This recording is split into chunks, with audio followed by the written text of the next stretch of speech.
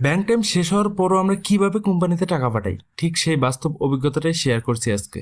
গতকাল রাসেল ভাই বিভিন্ন কোম্পানি মিলিয়ে প্রায় 30 লাখ টাকার মতো পেমেন্ট দিছেন। এত টাকা পেমেন্ট দিলেও ভাইয়ের কাছে কিন্তু সব টাকা একসাথে ক্যাশ ছিল না। যতটা সম্ভব উনি ব্যাংক টাইমের মধ্যে ব্যাংকের মাধ্যমে টাকা পাঠাইছেন, এরপরও কিছু টাকা বাকি ছিল। সন্ধ্যার পর আবার মার্কেট থেকে টাকা কালেকশন আসতে থাকে, আর সেই টাকাগুলো নিয়ে আমি এখন যাচ্ছি ডাচ বাংলা ব্যাংকের এটিএম বুথে। এখানে সিআরএম মেশিনের মাধ্যমে অ্যাকাউন্টে ক্যাশ টাকা জমা করা যায়, কিন্তু সমস্যা হলো সিআরএম সব টাকা নেয় না। সিল মারা টাকা, লেখাযুক্ত টাকা, সেরা ফাটা টাকা এসব টাকা ফিরিয়ে দেয়। এভারেজে 1 লাখ টাকার মধ্যে 70 থেকে 80 হাজার টাকা ভালো থাকে। প্রথমবার ভাই আমাকে প্রায় 5 লাখ টাকা দিছিল, যার মধ্যে সিআরএম নেয় মাত্র 4 লাখ। বাকি টাকা খারাপ হওয়ার কারণে আমাকে ফেরত দিছে।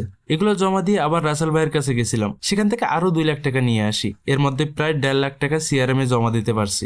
আর ডাচ বাংলা সিআরএম এর আরেকটা ঝামেলা আছে, সেটা হচ্ছে প্রতিবার টাকা জমা হলে কার্ড বের করে দেয়, আবার নতুন করে কার্ড ঢুকিয়ে পিন নাম্বার দিয়ে টাকা জমা দিতে হয়, যেটা সত্যিই বিরক্তিকর। তবে ইসলামী ব্যাংকের সিআরএম এ এই সমস্যা নেই, একটানা টাকা জমা দেওয়া যায়। মাঝে মাঝে সিআরএম এর টাকা আটকে যাওয়ার ঘটনাও ঘটে, এটা আবার আলাদা টেনশন। তবে আজকে সেই সমস্যায় পড়তে হয়নি। যাই হোক, টাকা জমা দেওয়ার পর আমরা অ্যাপের মাধ্যমে খুব সহজেই কোম্পানির অ্যাকাউন্টে টাকা ট্রান্সফার করি। মোটামুটি প্রতিটি ব্যাংকের অ্যাপস থাকার কারণে ব্যবসায়ীদের জন্য এটা একটা বড় সুবিধা। সারাদিনে কালেকশন করা টাকা রাতে হলেও কোম্পানির কাছে পৌঁছে দেওয়া যায়। আগে তো ব্যাংক টাইমের মধ্যেই সব করতে হতো, তারও আগে ডাকযোগে খামে করে টাকা পাঠানো হতো কোম্পানিতে। ভাবতেই অবাক লাগে এখন আমরা প্রযুক্তির জন্য কতটা সুবিধা পাচ্ছি। আপনাদের মধ্যে কার কার এমন অভিজ্ঞতা আছে কমেন্টে জানাতে ভুলবেন না। আল্লাহ হাফেজ।